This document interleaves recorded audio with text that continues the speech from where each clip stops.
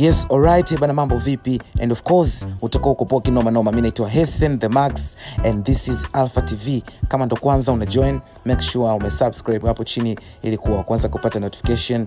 Jarida la Lagos City limechapisha orodha ya majina ya wasanii wakubwa kutokea nchini Nigeria ambao mchango wao ni mkubwa katika muziki wa Afrika, yani Afrobeat, kutoa Afrika na kupeleka nchini Marekani. Na orodha hiyo ya master hao ni Wizkid, Davido pamoja na Burna Boy. Yes, na tukianza na Wizkid, wanamuita mpelekaji wa enzi mpya ya Afrobeat kimataifa. Ushirikiano wa Wizkid na wasanii wakubwa duniani kama Drake, One Dance ni miongoni mwa nyimbo zilizofanya vizuri sana duniani. Hii ilifungua milango ya wasanii wa Afrika kusikilizwa na kutazamwa zaidi duniani. Kusaini mikataba ya kimataifa kama RCA Record ilimsaidia Wizkid kufikisha muziki wa Afrika katika majukwaa makubwa ya muziki duniani. Kuibeba brand ya Afrobeat, Wizkid amekuwa akitumia majukwaa yake ya kimuziki duniani kuonyesha thamani ya muziki wa Afrika, huku akifananisha muziki huo na ukubwa wa muziki kama hip hop na pop.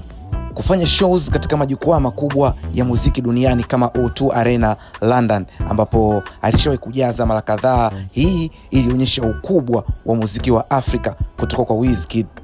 Msanii mwingine ambaye jina lake liliorodheshwa kwenye jarida hilo ni Davido, all the way kutokea nchini Nigeria. Pia unaambiwa ni moja kati ya wasanii ambao wana mchango mkubwa wa kupeleka muziki wa Afrika Marekani. Davido alibadilisha Afrobeat kuwa business. Davido alieneza muziki wa Afrika kwa sauti ya kipekee, sauti ya Afropop, sauti iliyovutia watu wengi wa mataifa mbalimbali duniani. Kufanikiwa kwa Davido kwenye majukwaa makubwa ya muziki duniani kama BET Awards, MTV Awards, Grammy kulionyesha ukubwa wa muziki wa Afrika kwenye majukwaa hayo kimataifa. Kutoa hiti kwa Davido kama Far, If, Fear ambazo zilipata mafanikio makubwa sana katika chati za muziki duniani. Hii ilipelekea kuonyesha muziki wa Afrika, ukubwa wa muziki wa Afrika kimataifa. Msanii wa tatu ambaye aliorodheshwa kwenye jarida hilo ni Burna Boy, all the way kutokea nchini Nigeria, mfalme wa Afro Fashion na mshindi wa Grammy.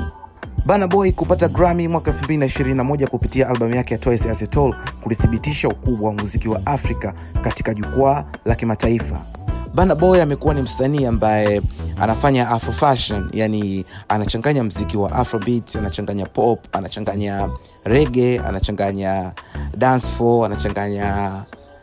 Ni msanii ambaye amekuwa akichanganya aina ya muziki, lakini amekuwa akistick kwenye asili ya muziki wa Afrika. Ni moja kati ya kitu ambacho kimepelekea kuupeleka muziki wa Afrika kimataifa zaidi.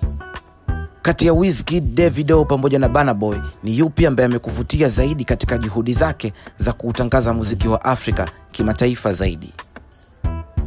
Thank you for listening. This is Hessen. Unaweza ni check Instagram, Facebook na TikTok kama Hessen the Max, and this is Alpha TV. Pia unaweza kutufollow kupitia Instagram, TikTok na X, lakini pia make sure umesubscribe hapo chini ili kuwa kwanza kupata notification. Until next time, bye bye.